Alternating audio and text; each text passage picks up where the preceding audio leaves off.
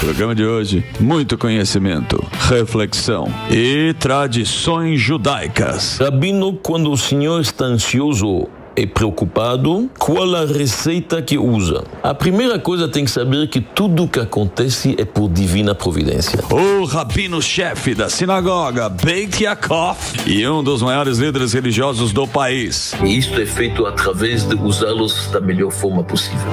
Muitos aplausos para o rabino Davi Weizmann. Olha só, cópia e as lições do futebol. Boa. Tá aqui, ó, para vocês. Pô, o Rabino aqui, sempre que vem aqui, já tivemos o privilégio dele tocar o shofar aqui. Sim, bonito. Numa ocasião aqui no programa. seu E uma das coisas lindas da tradição judaica é que fazer o bem ao semelhante, eu não sei se você sabe disso, professor Samidana, fazer bem ao semelhante não é virtude opcional. Você fazer o bem uma obrigação. É um dever fundamental, é você fazer o bem. É uma das coisas mais lindas que a gente tem na Torá, que é aquela história, né? Que é o princípio. Amar o próximo como a si mesmo. Bonito. E é uma coisa que a gente não vê muito hoje em dia acontecendo. Não é isso, Rabino? Isso é a coisa mais bonita, eu acho, da tradição, é você amar o outro como você ama. Isso eu acho que é a base de tudo. É a base fundamental do judaísmo, né? Sem dúvida. O Talmud diz que isto é a base do judaísmo. Porque se você reconhece que o outro também é uma criatura de Deus, então automaticamente você tem que respeitá-lo. E automaticamente você mostra a tua fé em Deus. Então tudo está, direção vertical, horizontal, está tudo incluído. Inclusive a filantropia é a base da religião judaica. Eu acho que tem uma coisa na Torá que fala assim: se você nasceu rico, igual o Samidana, você tem a obrigação de ajudar alguém que é pobre. E para o pobre também não se sentir constrangido. Tá lá? Não, sem dúvida nenhuma, sem dúvida. A benevolência é um dos tripés do judaísmo. O tripé do judaísmo é a Torá, o estudo, é o serviço a Deus, rezar, orar, pensar, meditar, e também a benevolência, fazer o bem, o desprendimento, pensar no outro. É ajudar quem necessita e bonito, respeitar sim. o próximo. Oh, é bonito, né? É bonito.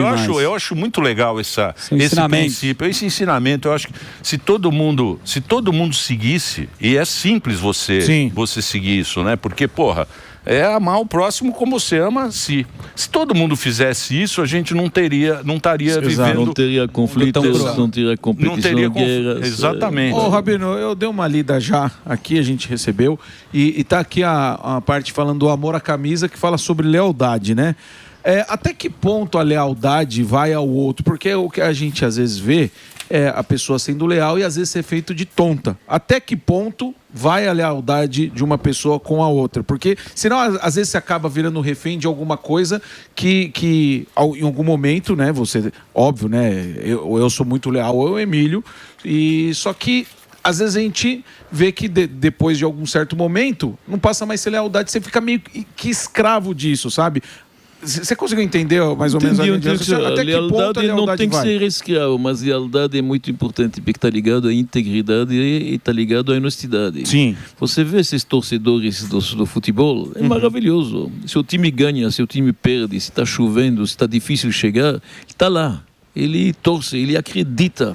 Então a lealdade é isto. Você tem que acreditar num ideal, e você, mesmo se está sendo pisoteado, se está difícil, tem dificuldade, a resiliência, você continua. A gente troca a mulher, mas não troca o time, né? Isso é que é amor, né? Nem a mulher, nem o time. Não é? É os dois. A ideia aqui bacana. A ideia aqui das lições do futebol.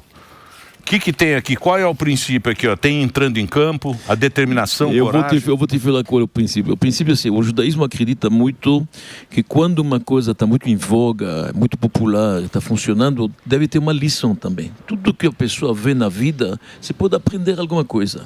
O futebol no Brasil está sendo muito popular. O futebol, todo mundo torce, o país está parando hoje à noite e não vai ter um pio, não vai ter uma pessoa na rua. Eu sempre aprendi nos mestres racídicos que você tem que aprender alguma coisa disto. Então eu fiz aqui uma analogia. Assim como você tem que levar a bola dentro do gol, existe a grande bola, que é o globo terrestre. E tem que levar no portão do Criador. Temos que se elevar, tem que melhorar. E tudo que tem no futebol podemos aprender na vida particular, nesta luta nossa de ser gente melhor, de trazer a bola mais perto do Criador. É isso que estamos fazendo. Tem uma terraça, tem um pouco de tudo. Fazer o gol, né? Tem tudo aqui. Exatamente. São várias analogias. O judaísmo ele é baseado em analogias, né? Você pega alguns exemplos e tenta colocar para hoje, né? A melhor forma de ensinar é através do exemplo. Exemplos, alegorias, analogias. Isso é uma forma bacana de ensinar porque a pessoa está vendo a coisa na sua frente. Não é abstrato. Sabe que o Emílio puxou o negócio de filantropia, né? A gente estava falando no começo. Eu não sabia. Primeiro que a história dele assim, é uma coisa assim surpreendente. Seus avós, seu nome Davi, vem do seu avô, que é um sobrevivente do Holocausto. Seus bisavós estavam lá e seus avós também? Meu avô não é um sobrevivente. Eu gostaria que ele seja seu um avô não, mas ele faleceu. Tem o nome do meu avô que faleceu no Holocausto. Infelizmente, faleceu. Ele nasceu em Auschwitz e faleceu em Auschwitz. A nossa família é de Auschwitz. Auschwitz, antes da guerra, se chamava Auschwitzim, em polonês. Somos lá 13 e 15 gerações de rabinos. E ele deve ter nascido em 1990. Veio que a pobreza era muito grande na Polônia. Em 1920 saiu. Foi para a Alemanha. Casou. Em 1933, chegou Hitler no poder. Perseguição dos judeus, foi para a França. Na França, os gendarmes franceses entregaram ele para a Gestapo, foi colocado no trem para Auschwitz. Ele está chegando lá, ele reconhece a cidade natal dele. Pô, ele saiu de lá com mais de 20 anos. Então ele falou, se eu fiz tudo isto para voltar aqui, eu não vou sair daqui. Ele não saiu, não sobreviveu. Caramba! Não sobreviveu. Tem histórias, né?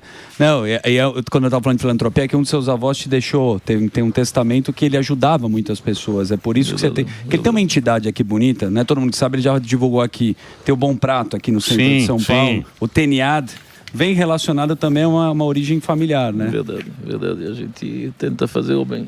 O TENIAD faz muita coisa legal, né? Aliás, a comunidade judaica fez muita coisa em São Paulo, né? Eu tenho o livro lá, não sei se foi até o senhor que me deu o livro, tem um livro bonito da comunidade, de toda a benfeitoria que fizeram, que esse é o princípio que a gente estava falando, que é ajudar quem necessita. Fomos bem acolhidos neste país, que é tão realmente acolhedor, uma terra gostosa, temos que retribuir.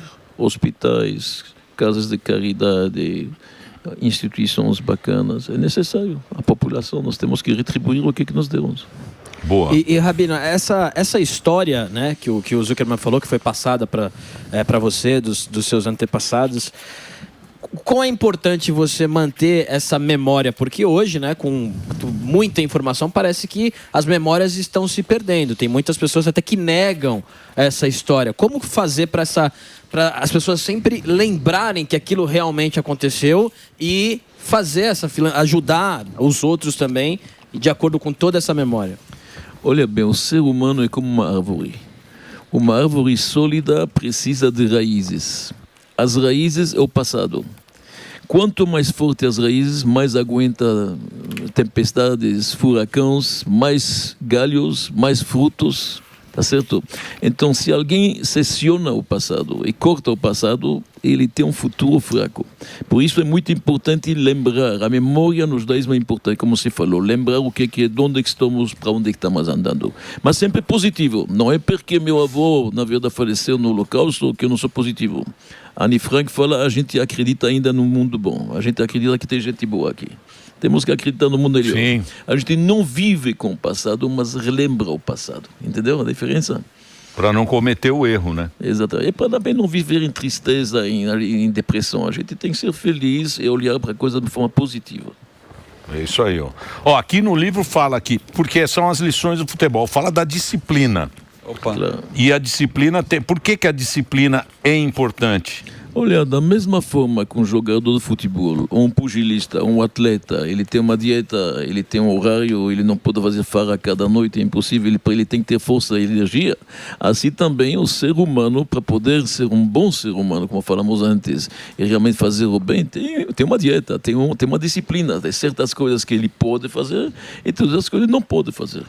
Tem coisas proibidas como roubo, como assassino, como eu diria, qualquer coisa desse tipo.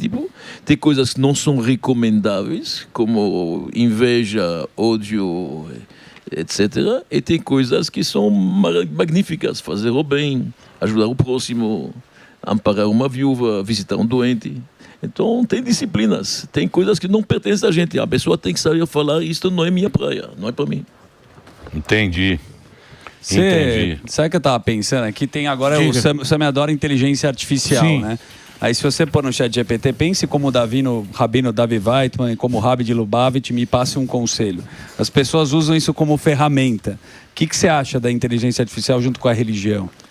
Olha bem, a inteligência artificial é uma coisa magnífica, eu acho que é um produto que pode ajudar muito, mas é como toda invenção. Cada invenção que existe no mundo, ela é uma faca de dois gumes. Quando inventaram o aço, o ferro, você pode fazer uma faca, Deus nos livre, para matar, ou fazer um bisturi para poder salvar, tá certo? A mesma coisa, tudo que é tecnologia pode ser usado para o bem e pode ser para o mal.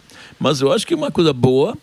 Eu diria o seguinte, se vocês me permitem um pouco... Claro. Aqui, olha bem, há um pouco a diferença entre a filosofia judaica e a filosofia grega, se permite um pouco. Opa. Na mitologia grega tem Zeus, tá certo? Tem Deus para cada paixão lá. Mas tem Zeus, que é o grande. Que é o chefe. Que é o chefe, e tem Prometeus. E lá no céu da mitologia grega tem o fogo, o segredo do fogo. Um belo dia, Prometeus, ele pegou uma faísca e trouxe para os homens. Zeus ficou chateado, pegou Prometeus e amarrou ele com correntes de ferro e a águia está picando ele no fígado, ele está sofrendo. Esta é a mitologia grega. Tá bom. Agora vou te falar o contrário na filosofia judaica. De acordo com a Bíblia judaica, Adão e Eva estavam no paraíso. Comeram da fruta, erraram, tá certo? Deus deixou eles ficar lá ainda no sábado, ficaram o dia inteiro no Shabat, sábado à noite, e foram expulsos do paraíso. Agora está escuro. O que Deus fez? Inspirou Adão para pegar duas pedras, bateu e fez fogo. 2 sílex, bateu, fez fogo. Por isso que cada sábado à noite a gente faz na Avdalá, fazemos um fogo. Certo. Esse é o nosso costume. Cada sábado à noite a gente acende uma coisa de fogo. O que significa? Deus não está com inveja que o homem participa da criação. Na filosofia grega, parece que Deus ficou chateado, agora fogo chegou terrestre. Não, nós estamos felizes. Deus quer que o homem participa da criação, ele é sócio dele. Deus fez um mundo inacabado, não está completo. Você tem que pegar o trigo e fazer o pão. Você tem que pegar na lã e fazer uma malha bonita como a tua. Mas não está perfeito. O homem tem que participar. Então, a inteligência artificial, de onde que vem? É conhecimento humano, seres humanos que fizeram. E o que tem lá dentro? É tudo que foi escrito e falado durante anos e anos, que coletaram, vem do ser humano. Mas não pode esquecer de Deus. Quem nos deu esta inteligência? Esse é o problema. É isso que eu falo pro Sami. O Sami não presta atenção na gente. É isso que eu falo pro Sami, que é a centelha de Deus que a gente identifica no ser humano. E aí que tá, porque a inteligência artificial, o ser humano fez e provou a inteligência. E ele fez tão bem esse negócio que ele não sabe mais como usar isso. Tem que se cuidar. Ele tem que estar ligado a Deus para usar para o bem, senão ele vai usar para o mal. Lembrar quem criou foi Deus. Claro, foi o homem, a gente é a semelhança de Deus. Pô, claro, tem que ter ética para essas coisas. Se não tem ética, se não tem regulamento, é perigoso. Mas tem mais um perigo. Quer dizer, a primeira coisa...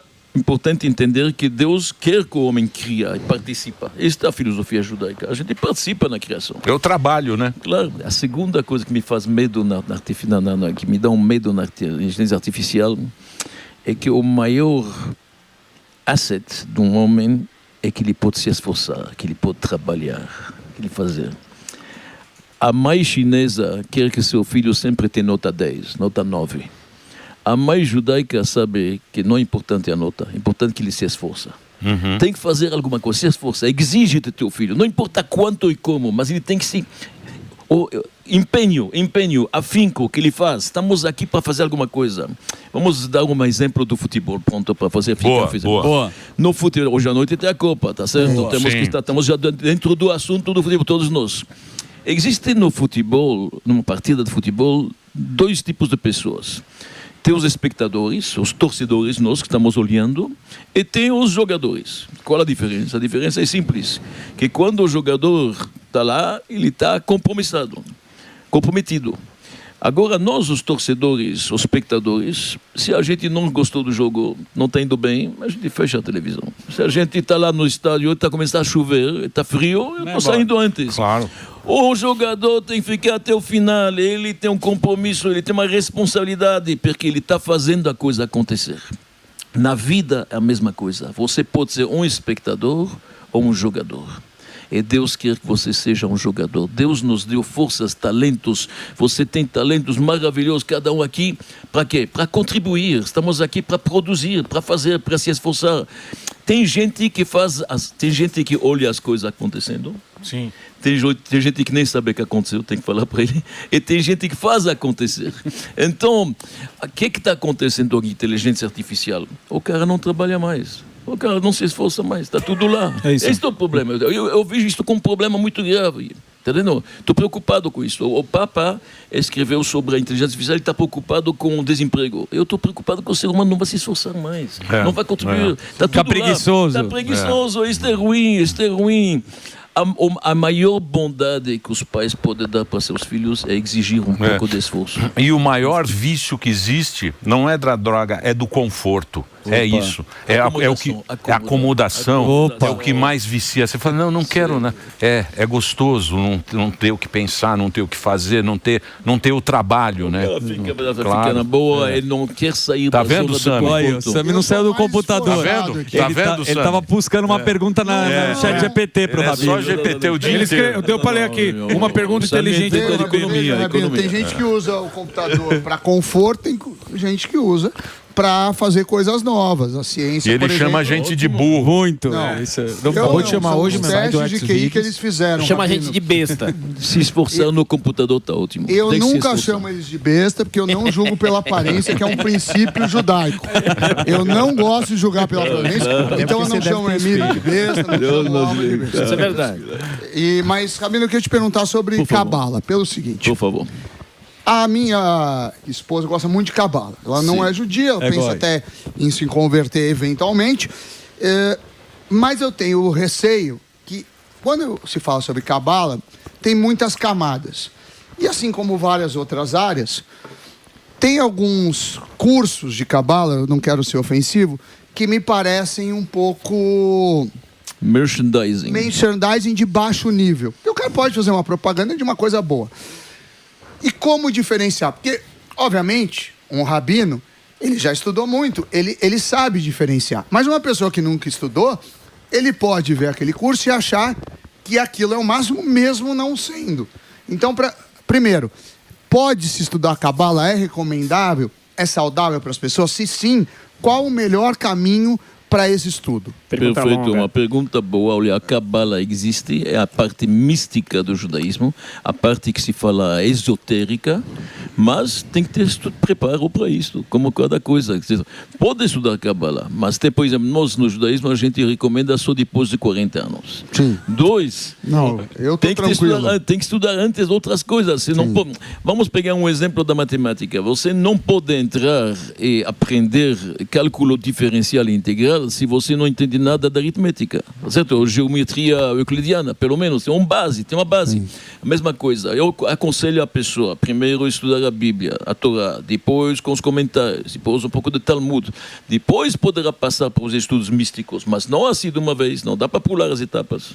Por quê, hein, Davi? É muito difícil? É difícil. São A conceitos. compreensão, o conceito é difícil? O conceito é difícil e tem que saber abstrair. Se a pessoa é demais ligada à matéria, quando ele vai ver os exemplos, as alegorias que estão na Kabbalah, ele não consegue abstrair, sair disso. E pode É entender difícil. errado, que é pior do que não Exatamente. entender, é entender errado, eu acho. É como o Frankenstein fez daquele golem que Sim. pode ser um boomerang, pode ser um Sim. boomerang. Tem que se cuidar, tem que se cuidar.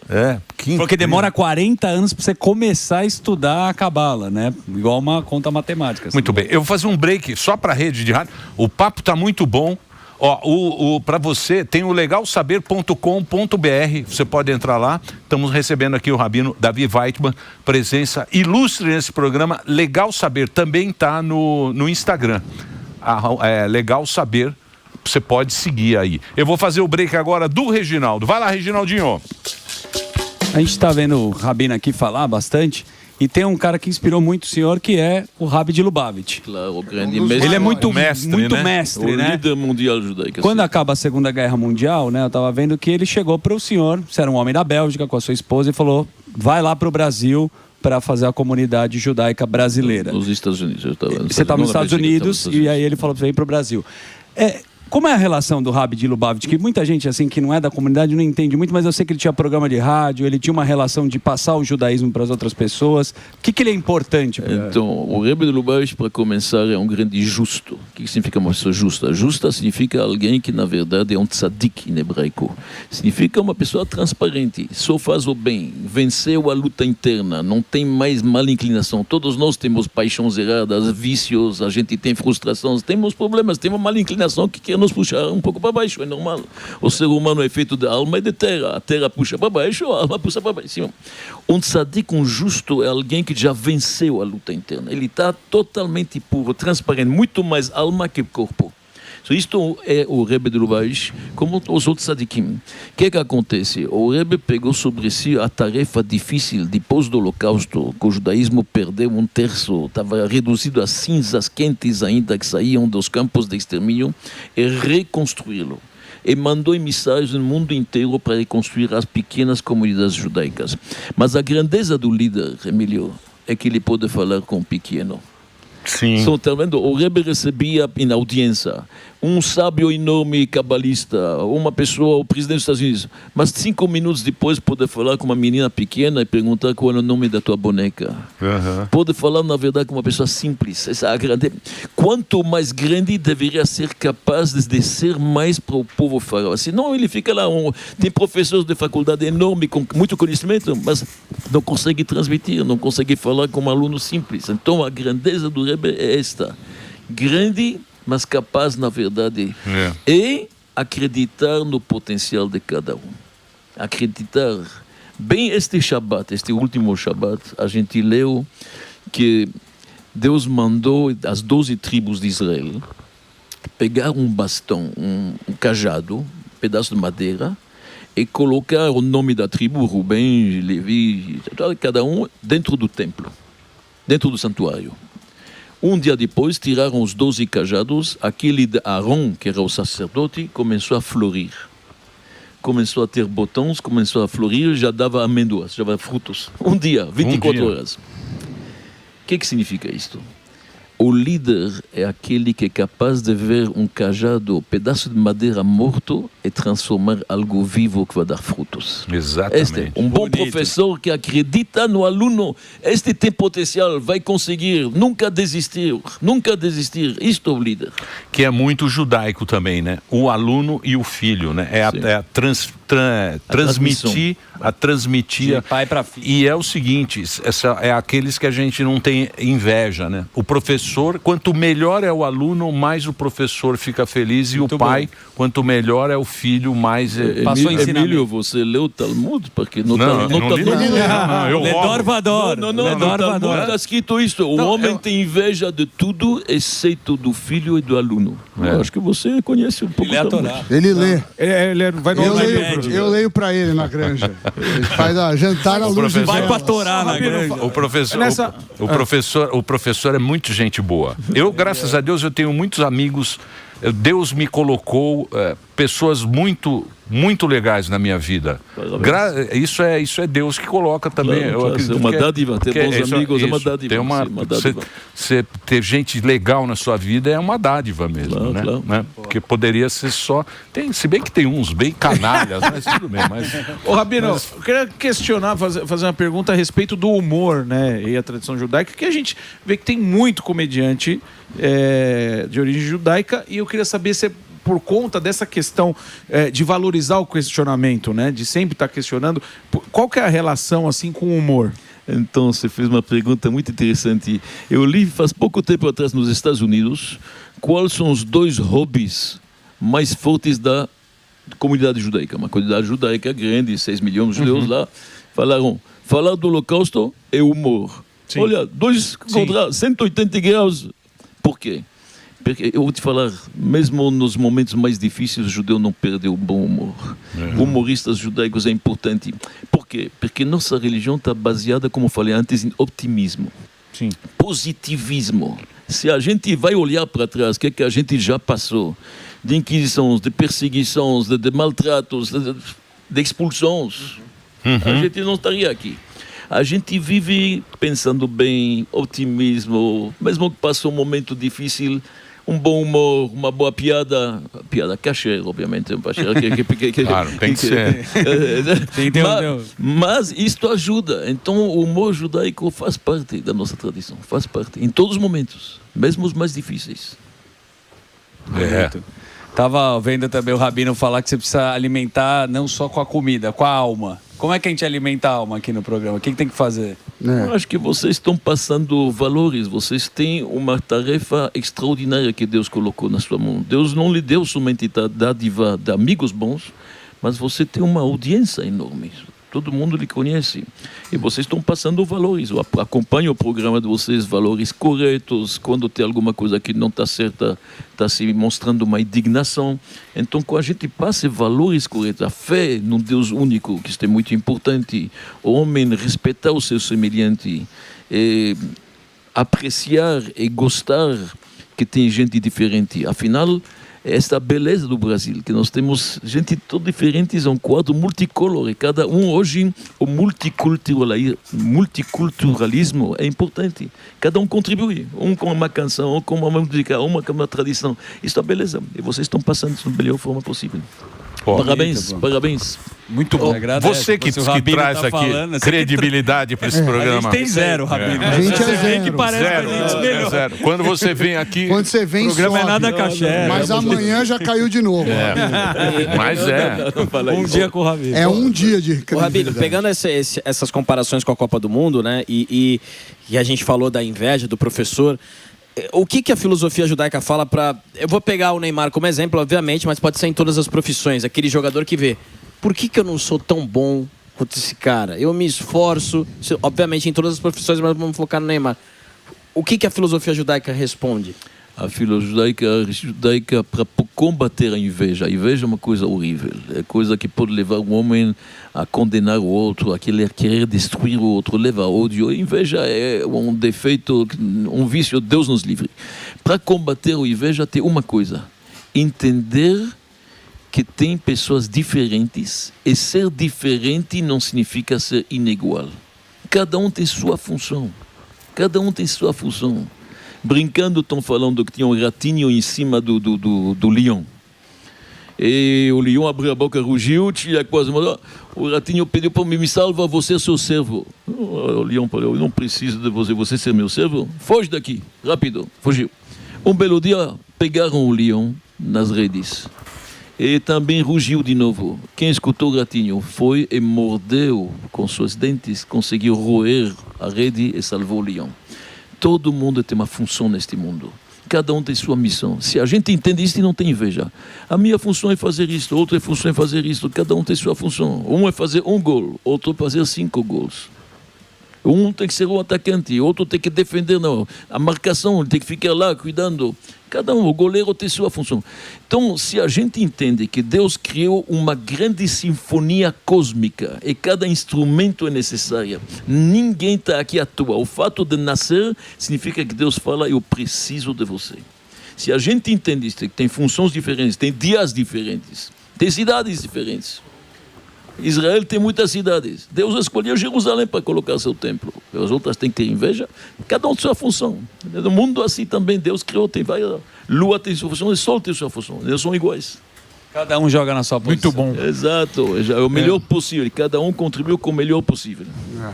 Você sabe que eu ganhei o livro, o Judeu e as Palavras. É um livro muito bacana, que é mais um ortodoxo escrevendo com a filha dele, e ele conta das tradições judaicas e tal. E eles passam de um para o outro contando as histórias, falando...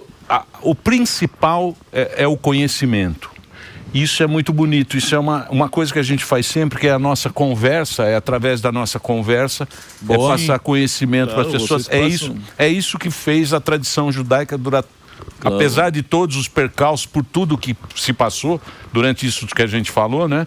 Até hoje... continua sendo uma comunidade forte, importante e positiva. E principalmente isso, positiva. Exatamente. Por isso que a gente gosta tanto Muito. de dividir com a nossa audiência o seu obrigado. conhecimento. A sabedoria. Muito Porém- obrigado, me sinto obrigado, muito obrigado. Porém, um rabino nunca fala tudo. Não Não. pode. A vida é uma xícara de chá.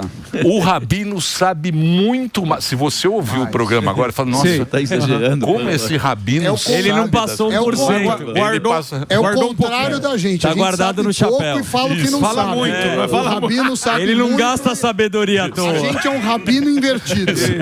A gente finge que pouco sabe. E fala muito. Vocês estão brincalhões, né? Se dane. Não é brincalhão, não. O senhor sabe que isso é a Ele verdade. guarda. Vocês passam conhecimento e eu passo conhecimento. O conhecimento não é nosso, é o que Deus nos dá. Nossos professores temos que reconhecer. É muito importante, porque mesmo para fazer o bem, tem que conhecer. Sim. Alguém tem que ensinar isso é bom, isso não é bom, isso é positivo, isso é negativo. Então, estamos juntos. Boa. Olha, boa. muito obrigado, Muito Rabino, bom, você ter boa. vindo. Pô, muito bacana mesmo. Muito. Vamos torcer para o Brasil. Vai ter Bora, churrasco claro. kasher na casa do Rabino. É isso aí, Vai com a churrasco caché, com certeza. Boa. Ó, eu vou passar aqui para você, para conhecer mais o trabalho, tem um arroba aqui, é o legalsaber.com.br, ou então você vai lá no Instagram, que tem todo o caminho, Legal Saber. Obrigado, Rabino, a gente conversou com o Rabino Raul, o nosso querido Davi Weitman, aqui na programação da Jovem Pan.